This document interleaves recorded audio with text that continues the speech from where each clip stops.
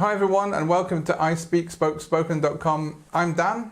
I'm Kay. And we're going to have a normal conversation between two native speakers. It's going to help you understand the way we speak together. It's also going to help you understand the answers and the questions that people ask and people answer during a conversation like that.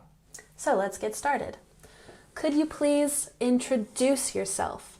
Emphasis on the last syllable. Introduce. Well, my name's Dan, I'm 35 and I live in Estonia. So that's a great answer. He gave me his name, his age, and where he's from. What's your occupation? We emphasize the third syllable here, occupation. Another way to ask this question is, what do you do for a living? So you can ask, what's your occupation? Or, what do you do for a living?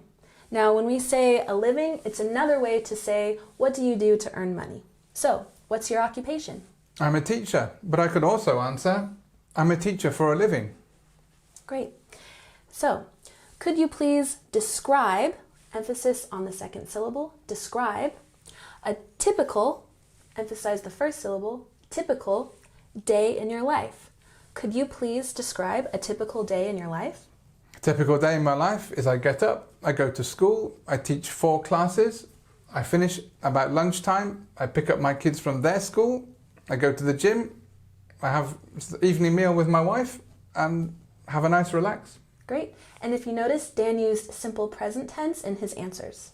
So I'm going to ask the same questions now to Kay. Could you please introduce yourself? I'm Kay, I'm 33 years old, and I'm from Seattle. And what's your occupation? I'm a teacher. And please describe a typical day in your life.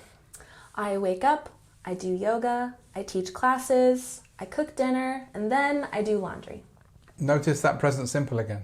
Okay, so what do you do on the weekends? Or you can ask, what do you do in your free time? In the weekends, I relax. I read the paper, I play with my kids, sometimes go to the gym, but try to do as little as possible. Notice again, Dan is using simple present tense to answer this question. Okay, and what is one of the dreams you haven't achieved yet? Emphasize the second syllable, achieved. So achieved means something that you accomplish. There's another way we can ask this question that isn't so complicated. A simpler way to ask this kind of question is, what is your biggest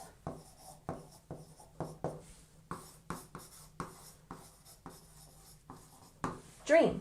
So you can ask this 2 ways. What is one of the dreams you haven't achieved yet? Or, what is your biggest dream? So, what is your biggest dream? My biggest dream, or something I haven't achieved yet, is to DJ in front of thousands of people. I would love to do that. That sounds pretty cool. Okay, the next question. How important, emphasize the second syllable, important, is money for you? How important is money for you? Well, it's important for everybody, but as a teacher, it's not the main thing, of course. I think it's important to have enough, but not too much. Great. And if you could pick a country other than the current country you live in, where would you live and why? Now, this is a really long question. If you want to shorten it, you can simply ask,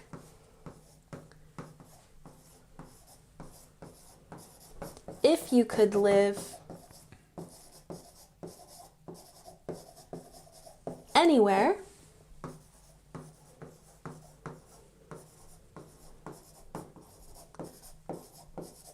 where would you live? Both questions are okay, but you can also ask, if you could live anywhere, where would you live? If I could live anywhere other than here, I would probably live in Ireland. Because for me, Ireland's very close to home and it's in the EU. Great. Okay, so I'm going to ask the same questions now to Kay. So what do you do on the weekends or in your free time? I go for a bike ride or I go for a hike. What is one of the dreams you haven't achieved yet? My biggest dream is to buy a little house. And how important is money to you? Money isn't super important to me, but everything costs money. So it's kind of important. So if you could pick a country other than the country you currently live in, where would you live and why? If I could live anywhere, I would live in South Korea because I love Korean food. So there you have it, a conversation between two native speakers, and we've tried to keep it quite natural. But remember, just when you're giving answers or when you're asking questions, choose the simplest way to do it. There's not always a need to make a long, complicated sentence. As long as the person you're talking to knows what you're trying to say, whether you're asking a question or whether you're answering a question. It's just a matter of making sure that they're understood and the things you want to say are correctly understood too. So, thanks for joining us today. This has been Dan. This has been Kay. It's been a pleasure teaching you, and don't forget you can click up here to download these slides and make sure to keep practicing. See you at the next video. Bye.